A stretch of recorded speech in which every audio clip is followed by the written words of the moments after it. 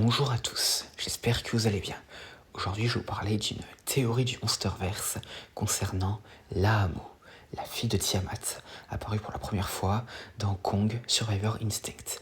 Donc, comme on a pu le voir dans ce jeu, Tiamat, à un moment donné, a donné naissance à une fille nommée Lahamu, comme je l'ai dit. Et Lahamu, à un moment donné, a été capturée par le groupe d'éco-terroristes nommé les Hyènes, dirigé par nul autre qu'Alan Jonah, afin de récolter son ADN et faire des expériences avec elle pour un mystérieux projet nommé le projet Reborn, dans une installation sous-marine secrète.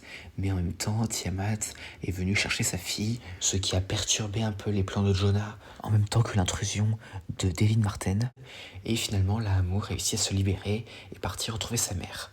Or, cependant, comme on le sait, Tiamat a connu un destin tragique dans Godzilla x Kong le Nouvel Empire, où en effet, elle est tuée par Godzilla, alors que ce dernier se préparait à l'arrivée imminente de Scar King, mais surtout de Shimo. Et donc ainsi, Tiamat a donc perdu la vie face à Godzilla, laissant ainsi Lahamu orpheline. Cependant, que pourrait-il se passer pour Lahamu après la mort de sa mère ? Eh bien, c'est ce que nous allons voir aujourd'hui. Alors déjà, un truc qu'il faut aborder en premier, c'est où était Lahamu pendant les événements de Godzilla x Kong le Nouvel Empire. Alors déjà, un truc, Lahamu était certainement encore avec sa mère, car comme on a pu le voir dans Kong Survivor Instinct, elle était encore assez jeune. Donc elle était probablement avec sa mère, ou du moins pas loin d'elle. Mais si elle était dans le coin, comment aurait-elle pu échapper à Godzilla ? Eh bien, il est possible que ce soit dû à une de ses capacités, le camouflage.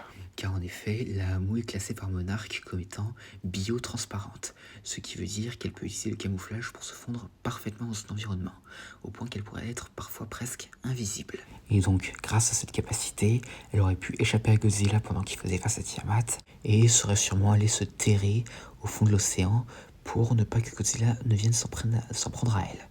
Et donc après, quand le combat Tiamat contre Godzilla soit terminé, elle serait probablement revenue et aurait vu que sa mère a été tuée. Pendant que Godzilla, lui, serait soit en train d'évoluer, soit déjà parti pour aller combattre avec Kong. Donc maintenant privé de sa mère, Lahamu se retrouverait ainsi seule. Oui, je sais, c'est tragique, mais bon.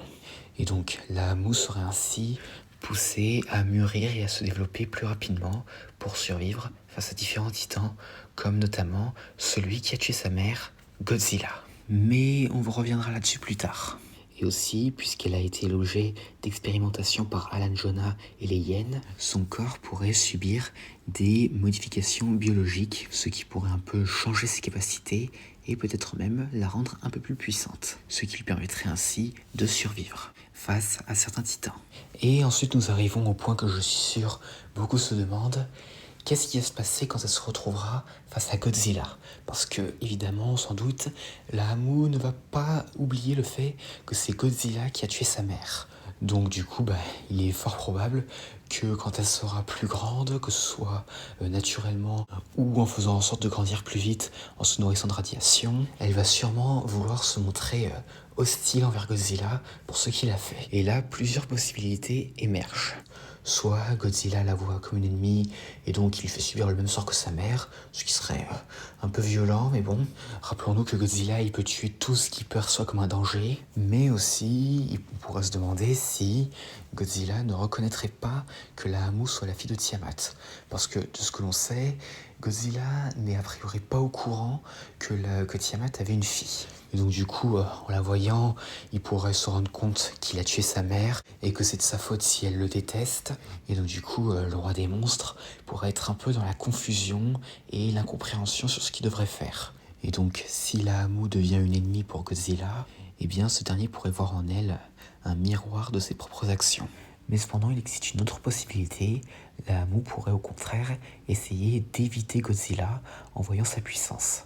Et donc, un peu par signe de respect et aussi également de crainte, Lahamu voudrait peut-être se soumettre, même si Godzilla pourrait quand même toujours l'apercevoir comme une potentielle ennemie en raison de son héritage. Mais si, encore une fois, Godzilla reconnaît la douleur de Lahamu, eh bien, il pourrait chercher à éviter le combat pour éviter de prendre la vie d'un titan inutilement. Surtout quand il vient de rendre ce titan en question orphelin.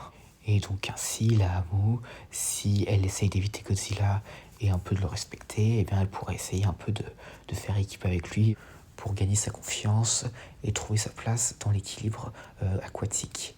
Et donc à part ça, voilà, c'est à peu près tout ce que j'ai à dire concernant la moue après la mort de Tiamat. Dites-moi en commentaire quelles sont vos théories concernant l'avenir de la fille de Tiamat. J'espère que cette vidéo vous aura plu et à la prochaine.